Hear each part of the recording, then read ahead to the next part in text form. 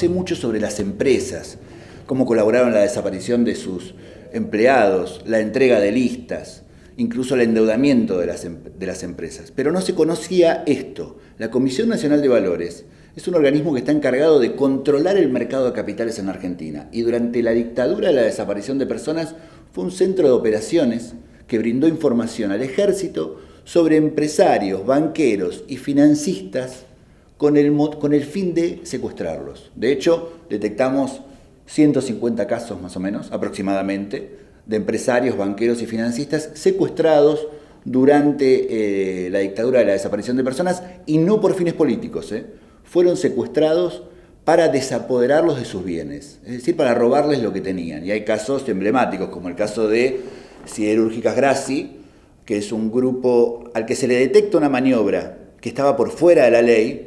Entonces la Comisión de Valores inicia una causa penal, pero inmediatamente el ejército secuestra a más de 30 personas, las lleva a Campo de Mayo y le va a pedir a la Comisión de Valores, fíjate esto, y al Banco Central y al Banco Nación que los ayuden en los interrogatorios.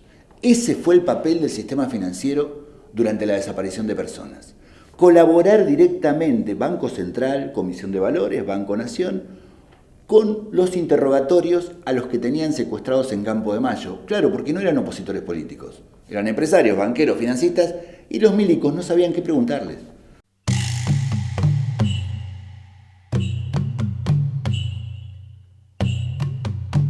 Descubrimos una lista con 4 empleados de la Comisión de Valores, 2 abogados y 2 contadores, que iban todos los días hasta Campo de Mayo y efectuaban esa operación, que era decirle a los torturadores qué preguntarle a los torturados.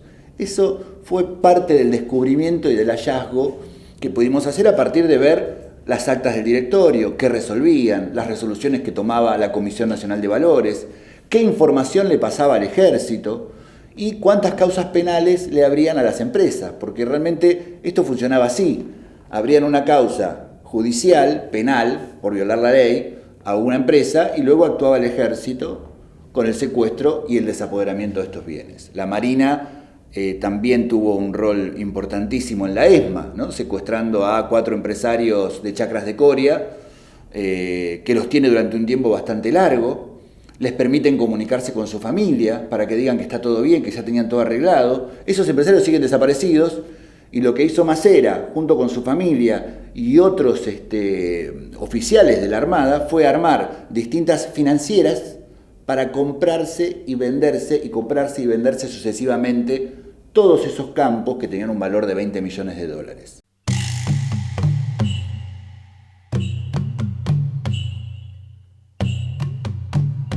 Luego de la dictadura del 55 y con Frondizi a la cabeza, en el 57 y 58, se ingresa al fondo, se piden los primeros préstamos stand-by y comienza un endeudamiento, ¿sí?, que llega hasta nuestros días. Pensá que Argentina en el año 58 tenía una deuda externa de 1.425 millones de dólares.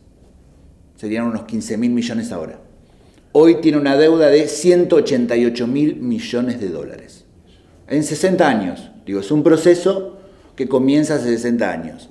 Van sacando leyes que permiten esta financiarización de la economía, pero se terminan de afianzar con la dictadura de la desaparición de personas, es decir, con el gobierno de Videla y Martínez Dios. Martínez Dios finalmente va a ser, y el libro comienza justamente hablando de esas leyes, es el que va a imponer las primeras leyes económicas, como la de descentralización de depósitos, la nueva ley de entidades financieras, la ley de inversiones extranjeras, todas leyes que le permiten al capital extranjero circular libremente, hacer negocios y fugar el capital hacia el exterior casi sin ninguna penalidad, o sin ninguna como ahora.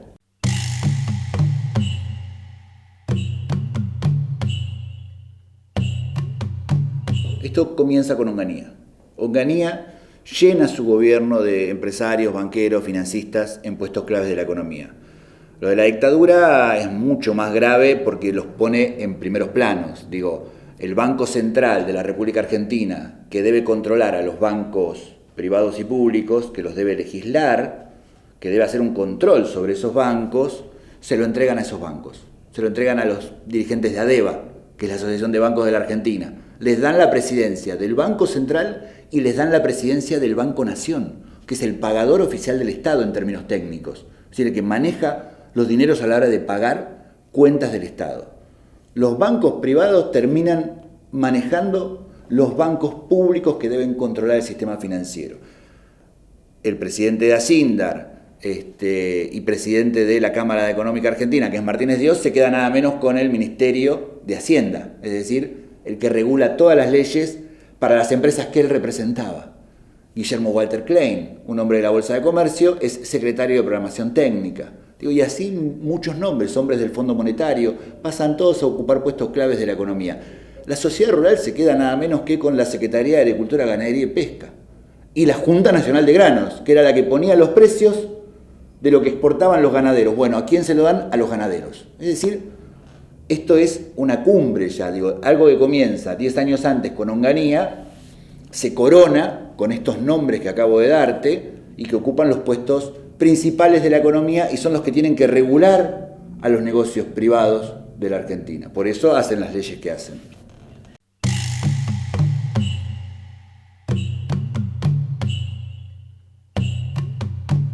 El conflicto de intereses, por lo que acabamos de decir, que comienza con Onganía, que se profundiza con la dictadura de la desaparición de personas y que luego vuelve a ser central en el menemismo en la década del 90, existió siempre. Por lo que vemos, para un historiador, para un investigador, lo que vemos es que siempre existió. El número es muy elevado del actual gobierno, tiene 80 funcionarios con conflicto de intereses, no 2 o 3 o 5 como mencioné antes, son 80 y en puestos claves. En una economía que encima se diversificó, que tiene mucho más empresas, pero que sigue siendo un capital concentrado en pocas manos, esos conflictos se hacen sentir y se sienten directamente en los delitos económicos que intentan cometer. Porque lo del Correo Argentino no es un error, es un delito que se cometió, fue descubierto y se frenó. Lo de Avianca o lo de la otra empresa, Flybondi, no son errores, son delitos que se cometen, son delitos económicos y que son descubiertos. En el derecho penal, el intento del delito se condena, ¿sí? Como el intento de homicidio, el intento de robo, está condenado. Entonces ellos inmediatamente dicen que son errores, pero no son errores, son delitos que tenían un curso y fueron interceptados en un caso por una fiscal comercial, en otro caso por un fiscal federal, pero son delitos concretos. Esos conflictos de intereses hoy están en el cenit de lo que se puede decir los negocios privados y públicos, estar de los dos lados del mostrador, ¿no?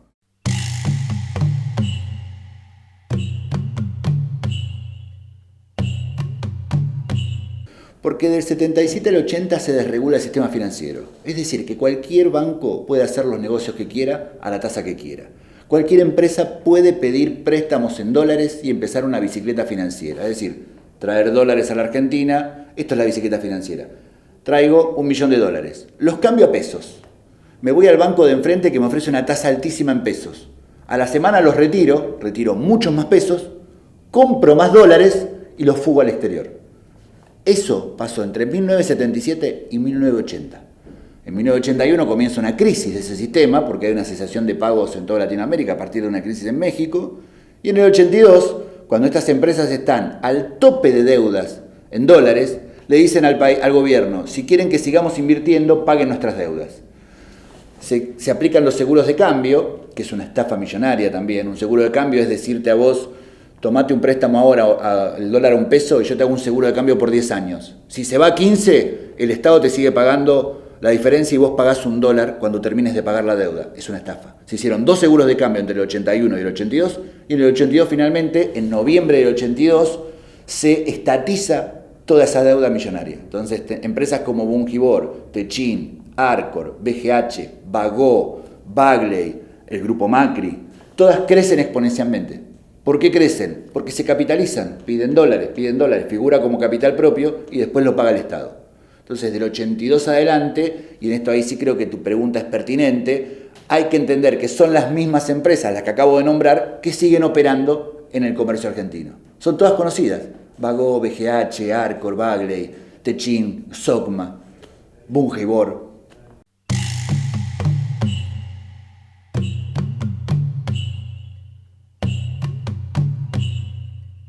Lo más interesante de la Argentina, y lo más tremendo de la Argentina, es que tiene su sistema bancario desregulado desde hace 40 años. Tu sueldo, mi sueldo, cuando vos pagás los impuestos, cuando usás la SUBE, todo eso se regula con una ley de Martínez Dios, escrita por Martínez Dios y firmada por Martínez Dios, la Ley de Entidades Financieras. Y si vos tenés dinero del exterior y querés traerlo a la Argentina y en 24 horas hacer una enorme diferencia y fugarlo sin pagar un peso, lo podés hacer porque es legal también. Y eso es una ley de Martínez Dios, la Ley de Inversiones Extranjeras. Es decir, te nombré dos leyes que hace 40 años rigen el sistema financiero argentino, lo tienen totalmente desregulado. Entonces ahí tenés un juego de pinzas.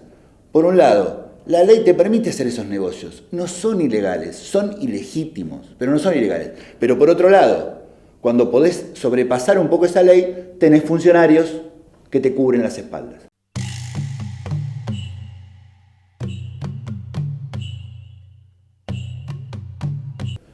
La Baña le había puesto hace muchos años un tope de un año. Si ustedes quieren hacer inversiones en la Argentina, bueno, se quedan un año y pagan un encaje del 30%, es decir, con el 70% restante pueden hacer negocios. Cuando subió Pratgay, lo bajó a 120 días. Y ahora lo redujeron a 0. Vos podés entrar dinero, hacer negocios especulativos, sin pagar el encaje, o sea, con el 100% de lo que trajiste y fugarlo al exterior.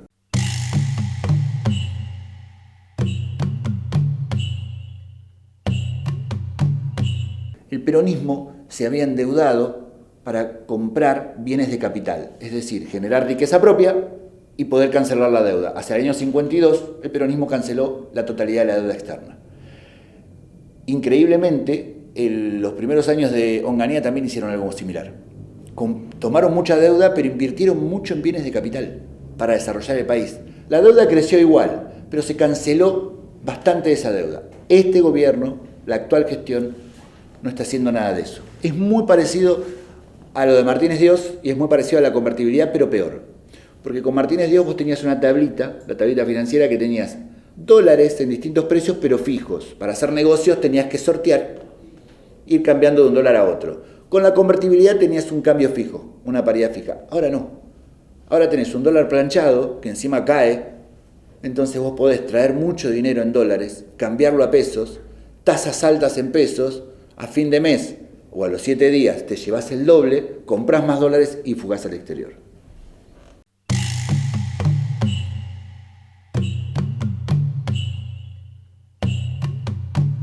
El gobierno de las finanzas que nos gobierna actualmente tiene como centro, como núcleo, tomar deuda. Y todos y cada uno de nosotros estamos siendo endeudados. Esto generalmente estalla. 2 veces estalló en la Argentina, en 1891 con el primer default y en 2001. Este puede llegar a ser peor. El año que viene, el otro año, y lo terminamos pagando nosotros.